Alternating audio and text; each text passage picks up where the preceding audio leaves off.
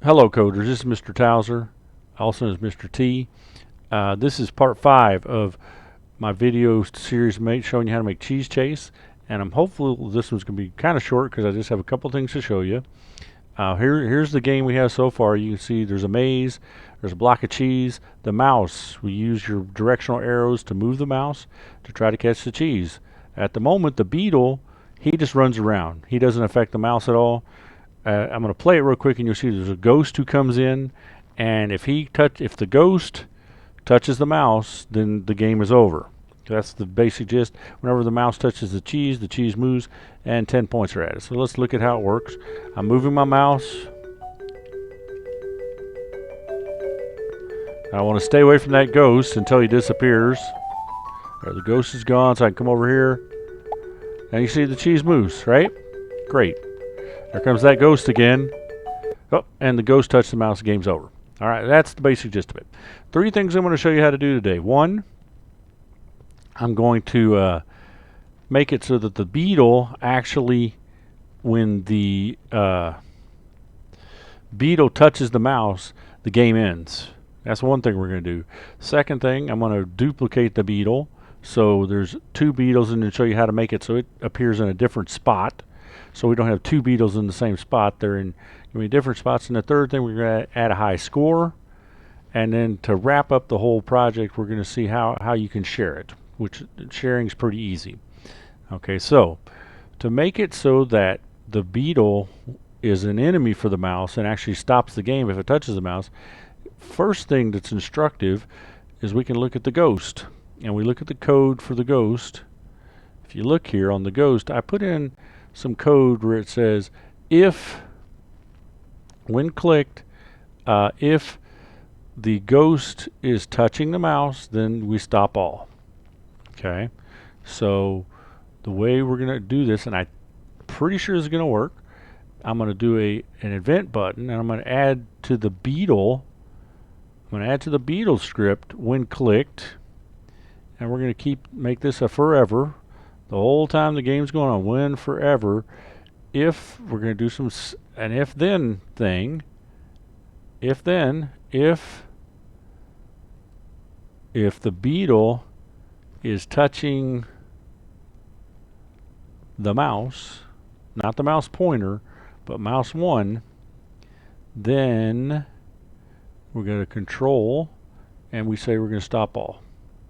Okay, so when I add that to the beetle's script, anytime the beetle touches the mouse, it should stop the game. Let's see if it's going to work. If it doesn't, we'll have to go look, and I have to figure out why it's not working. I have to do some debugging. So here we go. There goes that beetle,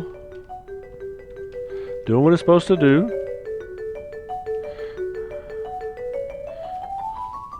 And all I'm trying to do is get the mouse to hit the beetle. Okay, usually the mouse would be running away from the beetle and the ghost trying to get to the cheese, but I'm just trying to show you now when the beetle touches the mouse, the game's over.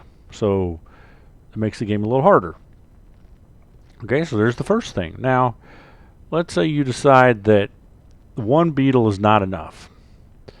Well, it's pretty easy to add a second beetle, and all you have to do is you go here to the sprite section, and using your mouse, not this mouse, but your mouse, your computer mouse, if you right click, you'll get the screen that says you have a choice to duplicate, and I'm going to duplicate.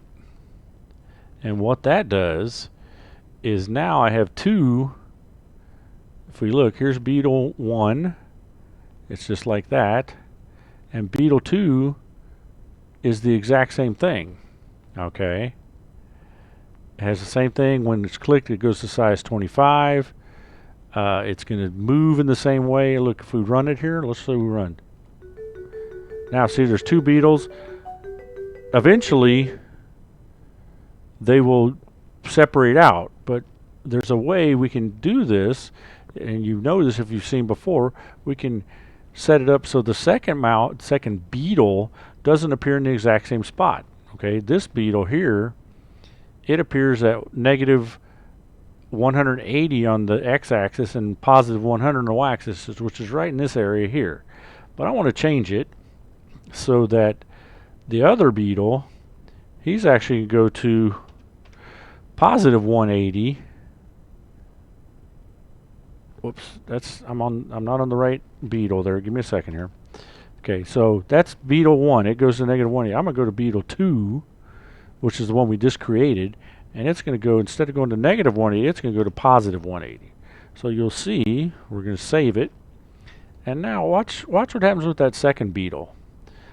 If positive 180 on the x-axis is over here somewhere, and then 100 is going to be in this area. So it should be about here, I think. But let's watch and see.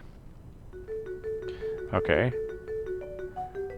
See how the second beetle went to a different spot. Now, we talked about this before too, because our maze doesn't go all the way over. So I made 180 is a little too big of a number. I need to debug a little bit, and we're going to go to about positive 150. So this time the beetle is going to go to 150 on the x-axis and up about 100. So it should start, you know what, I'm not going to say 150. I'm going to say 160. So hopefully it's going to start about right there. Okay, so let's see what happens now. See? Okay, so now we have the mouse here, and then that beetle started about right there, and this beetle started here, and now they're both going after the mouse.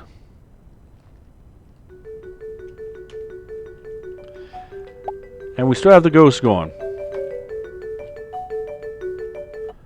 Okay, so both the beetles are enemies now, and they're going to go get them. So if you play the game and you feel like 2 beetles are too many, you can always go down here and erase one. You just exit out. If you want another beetle, all you have to do is click another beetle, and then you can have it appear in the same spot, or you can pick a different spot for it to go to. Okay, so it's your game to, you know, jazz it up as much as you want. Third thing I want to do here is a pretty simple thing, but we're going to add a a high scoreboard, and to do that we go to the sprite page. To the sprite page we go to sprite 1, we go to the cheese, because that's where I set up the score page. I want to add to it, so I'm going to the variable block, click on variable, and I want to make a variable. So I have to, my new variable has to be high score for all sprites. Yep. So we got a high score, and we're going to add this to here. We're going to add an if-then statement. If-then, if, and we're going to put it here before we're going to build it here. If the score is greater than high score, so we need to go to the operators section, and we need to find the greater than sign. See where there's greater than. See, you never thought you'd need to know about greater than signs for outside of math class, but here you need it for this coding. If something is greater than something, then we're going to do something else. Okay, so but I want it if the score, so we need to go to variables, if the score is greater than high score, then what I'm going to do, back to the operators, I think. No. Then we're going to set high score to score. Okay, so that means if you play the game and the score is 10, and then I play the game and I get a high score of 20, then my score will be higher than the high score, and it sets it to that. I'll show you how this works real quick, but what I need to do is I need to move this block that I just built in here after start sound, and that means it's going to do that as well. So let's save that, and we're going to play the game a couple times. I'll show you. See, it's going to show our high score. So I'm ready to play.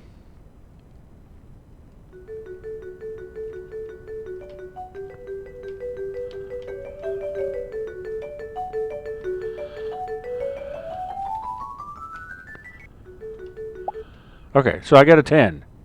10 that time. High score is 10, right? Okay.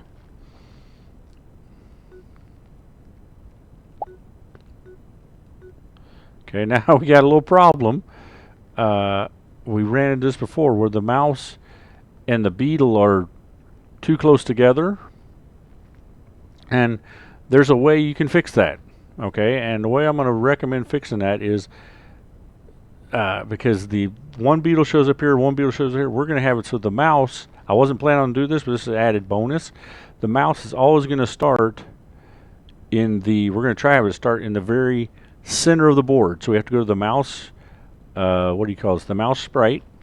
And so when the thing is clicked, I want it to go to 0, 0, which should be in the center. I hope that doesn't bump it into that. Let's see what happens. Okay, so now